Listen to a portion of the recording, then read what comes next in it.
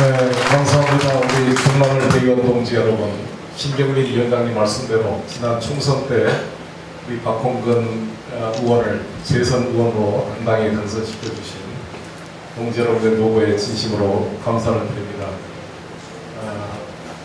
보통 선거를 앞두고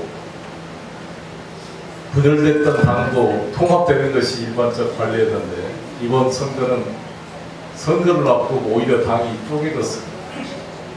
그래서 야당을 심판해야 된다는 말이 나올 정도로 우리 국민들이 분노했습니다.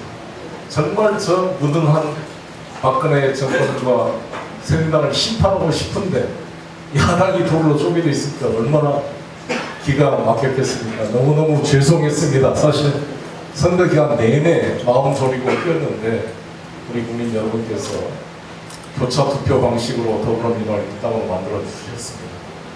근데 알고 보니까 사실 새누리당 지지자들이 투표를 안 해버렸어요. 막. 우리가 잘한 것이 아니라 어떻게 보면 새누리당 지지자들이 동력이 다 사라졌습니다. 하도 박근혜가 험악하고 유승민을 찍어내고 그러니까 친박이다 비박이다 족박이다 박이 깨지는 소리가 들리니까 너무 짓고서 그냥 정내미가 떨어진다고 투표를 안 해버린 겁니다. 또 우리가 의석수는 일당을 했지만 이 신생 정당인 국민의당한테 정당 투표에서 져버렸잖아요. 그래서 정말 이게 심각한 상황입니다. 내년 정권 교체가 그냥 그대로 이대로 가면 되는 게 아닌 상당히 긴장해야 될 상황이라고 봅니다.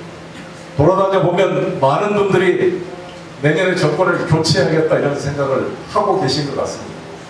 문제는 그 정권 교체가 야당으로만 되는 게 아니라 예를 들어서 유승민이나 반기문으로 바뀌어도 정권 교체라고 생각하는 국민들이 있습니다. 왜? 유승민이나 반기문이 박근혜 정권 밑에 장관 한 사람도 아니고 책임을 물을 수 있는 조건도 아니기 때문에 오히려 박근혜한테 핍박을 받았던 유승민이 후보가 된다 그러면 유승민 후보한테 박근혜 책임을 물을 수가 곤란해지는 거 아니겠습니까? 이것도 정권 교체가 돼버린다고 생각하는 국민들이 있기 때문에 이 정권 교체는 다 바라고 있지만 이것이 더불어민주당으로 정권 교체가 자동으로 된다는 보장이 절대 없는 것입니다. 왜 송영길이 당대표를 출마했는가? 이 당이 이대로 가면 자동으로 정권 교체 쉽지 않습니다. 긴장해야 됩니다. 경제가 어렵습니다. 우리 더불어민주당이 필요한 것은 국민의 먹고 사는 문제를 해결할 수 있는 유능한 경제 정당의 대표가 필요합니다. 저 송영길 연대 상대 경영학과를 졸업하고 재경리에서 경제 분야만 활동을 해왔습니다. 부도 위기 직전에 인천광역시장으로서 하루에 이자를 11억씩 갚으면서 4년 동안 1조 6천억의 이자만 갚았습니다. 2조가 넘는 불식 회계를 정리하고 서울 경기도를 이기고 외국인 투자 일치 1등을 했습니다. 제가 시장 냈을 때 송도가 유령도시라 그랬습니다. 지금 여러분 송도 가보시면 국제도시로 변모했습니다. 제가 삼성바이오를 비롯한 수많은 기업들을 유치해서 인천 경제의 패러다임을 바꿨다고 자부합니다. 이러한 경험과 경륜을 기초로 김종인 대표가 말하는 포용적 성장 경제 민주화 담론을 구체화시켜서 우리 국민들에게 먹고 사는 문제를 제시할 수 있는 유능한 정당이 되어야 합니다. 저 송영길은 준비되어 있습니다. 누구나 이 프로젝트를 통해서 우리 국민들의 860만 전월세 가구를 주거비용을 반값으로 만들어 드리겠습니다. 이거는 정부에다 요구하는 게 아니라 제가 당대표가 되자마자 우리 당 소속 기초자치단체장들과 바로 실천하겠습니다. 제가 인천시장 시절 만들었던 누구나 집은 내년에 완공이 돼서 입주가 시작됩니다. 보여드리겠습니다. 두 번째로 호남 민심이 따르고 있습니다. 이 호남은 단순한 지역이 아닙니다. 80년 5월 항쟁의 정신과 김대중 대통령의 정신이 붙들어있는 우리 더불어민주당의 정신적 자산이자 보양입니다. 이게 왜 무너지고 있습니까? 이것을 그냥 호남 지역주의로 폄하해서 될 문제겠습니까?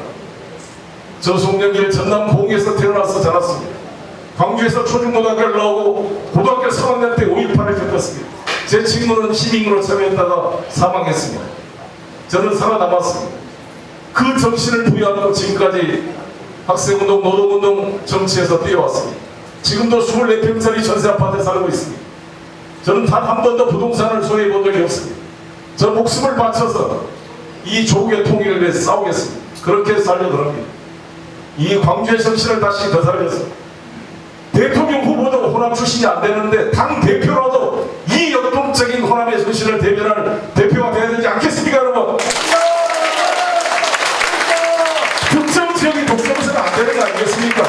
이번에 우리가 만드는 정권은 부산 경남 정권이 아니라 모든 지역 출신들이 능력에 따라 평가받고 출신 지역에 따라 배제되거나 불평등하게 평가받지 않는 공정한 팔도 백성들의 민주연합정권 제3기 민주정부가 되어야 될 것입니다.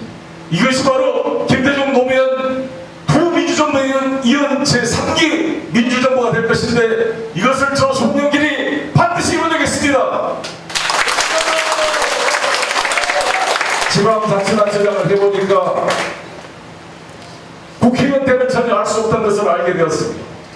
눈이 내리면 옛날에는 마누라랑 저녁에 커피로 한잔 마실까 하는 낭만적 생각이 들 때도 있었습니다. 시장이 되니까 눈이 내리면 저게 2억짜리 눈이구나, 3억짜리 눈이구나, 염화칼 수리 몇 폰에 필요하겠구나, 내일 아침에 제설 차량을 몇 대 동원해야 되겠구나 라는 그런 실질적인 생각이 들었습니다.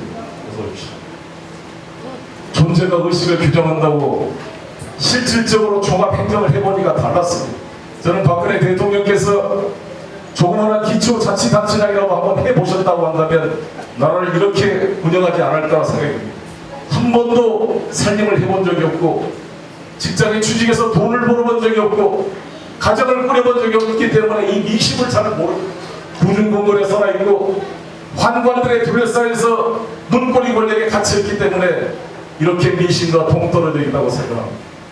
저 송영길 지방자치단체의 경험을 기초로 우리 더불어민주당의 9개 광역자치단체장과 78명의 기초자치단체장 1000명이 넘는 광역기초위원들의 역량을 하나로 모아서 수권정당의 면모를 만들겠습니다. 사드 배치로 나라가 어렵습니다. 대한민국 경제를 돌파하는 중국과 남북 경제협력이 있는데 개성공단 폐쇄로 남북 경제협력을 막아버리고 사드 배치로 중국과의 관계가 나빠져서 갈수록 경제는 어려워질 것 같습니다. 이것을 뚫어내겠습니다.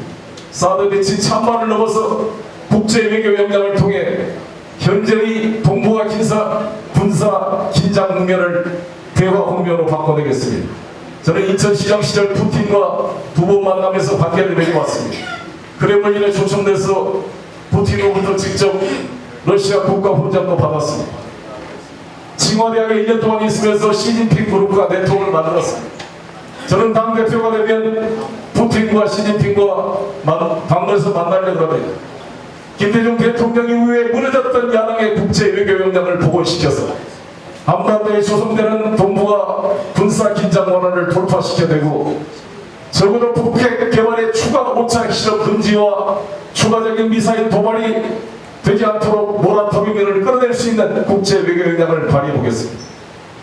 박수 한번 부탁드립니다.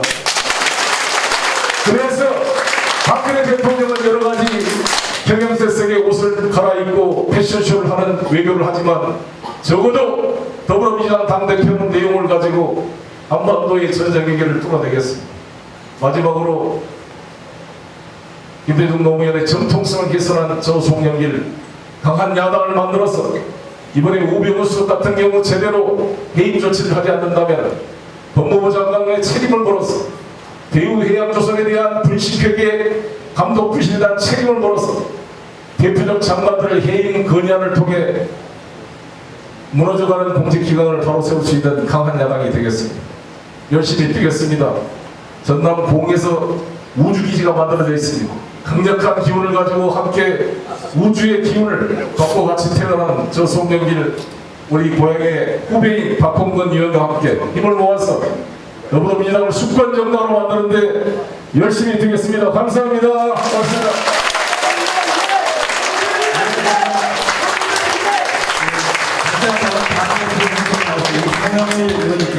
다시 한번 뜨거운 박수 부탁드립니다.